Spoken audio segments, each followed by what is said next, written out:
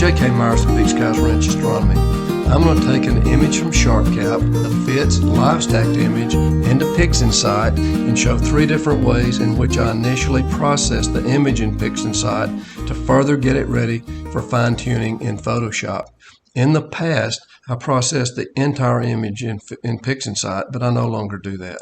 I do now what I do best in PixInsight initially, and then take it to Photoshop and do best what I do in Photoshop. So let's go ahead and start out with the easiest way to process in PixInsight, and that's the screen transfer function. So the first thing I'm going to do is copy the image. And this is the Whirlpool image, a simple way to copy it, and then come down to intensity transformation, screen transfer function, and let's go ahead and stretch the image. So with the image stretched, we need to get rid of this background, so we're going to go to automatic background extraction and target image correction, get this on subtraction, and either bring the triangle over or hit the square and let it work its magic, and it is now extracting this background. So we'll get rid of the background and get rid of that image that I copied over. So this is the image with the background extracted. Now let's stretch the image again. So this is with the screen transfer function. If we save this image now to take it to Photoshop, we would be actually saving this image, because this image here is now non-linear. After we worked with the screen transfer function, we went from a linear to a non-linear image. So now we need to get this back to a linear image so that we can save it and take it to Photoshop. So let's come up here now. Intensity transformation, histogram transformation. Nice thing about histogram transformation and curves transformation is that we can work with preview screen, so that makes it really nice. Now initially here we're going to just simply get it back to a linear image. So we'll take the data from this little triangle from screen transfer and move it right over here to histogram transformation, and this is the data now in histogram transformation. Now we'll take this data and move it right back into that stretched image. We'll disable with this little TV icon, screen transfer function. Now we have a linear image. So if we copy this now or save this now, it will save exactly like this to take in Photoshop. But we're not through with this. Let's work on it a little bit more before we do that. So let's come back over here to histogram transformation, and let's bring up another preview screen. Whoops, I'll tell you what. Let's go ahead and reset this first, okay? Then bring up a preview screen. And now let's go ahead and let's look at our histogram as we're doing this, okay? So let's bring this over a little bit more like this. You see the histogram's working what we'd like for it to do as we're doing this, making a nice histogram out of it.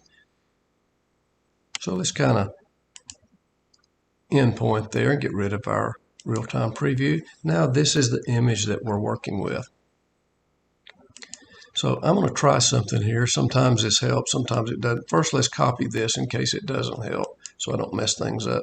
Intensity transformation, auto histogram. Sometimes this makes it better, sometimes it doesn't help at all. No, it kind of lightened it up, so we'll just go ahead and get rid of that copy screen. Yes, we don't want it. So we're pretty good right now to take this to Photoshop, but instead of doing that, let's see what we can do with curves.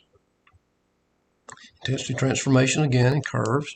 Curves works really nice in PixInsight. I like it. So we can work with this preview screen. So now we bring up our preview screen. Let's take come down here a little bit with our shadows. Go right up there a little bit with our, there we go. We'll leave mids alone. So that looks pretty doggone good. So let's go ahead and get rid of our preview screen. Now this is what we'll take over into Photoshop for fine tuning. So this is working with the screen transfer function. Okay, now let's stretch and process it, starting out with histogram transformation. So first let's do a dynamic crop on this so that we can get rid of those edges. So dynamic crop, hit the little gear icon, and we'll crop it a little bit. Okay, that green arrow. All right, so we're cropped. Now let's go ahead, just like we did before, background modelization, automatic background extractor. We're on subtraction. Let's extract that background. Okay, that's the background. We're going to get rid of it. So now then, this is an image that we're going to work with. So let's come on up here now. Now we'll get rid of that. And histogram transformation. We're going to stretch it with histogram transformation. Let's get back to go with it. And this is our histogram. We're going to stretch it now. So this is a linear image. So if we save this at any point, it will save the exact image we see. We're going to work linearly all the way through. So let's go ahead and start stretching this little image. Okay, you can see the histogram is stretching. You can see what is going on over here also.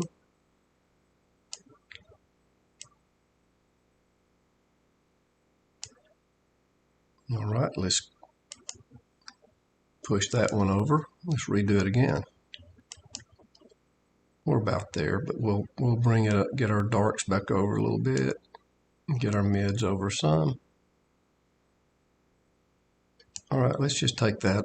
Well, I guess I need to do a preview screen. That would help, wouldn't it? All right, let's just take that over. All right, so now we're just about ready to move on to Photoshop, but let's do a couple of other things first. Let's again check out, I'm going to copy this and see if auto histogram does anything. Sometimes it does. It didn't help on the other one, and it didn't help there either. So we'll just ignore that. Yes, we'll close that. So one other thing, curves. Let's pull up a little curves action on us. Get that back to go again. Preview screen. And let's pull our shadows down a tiny bit.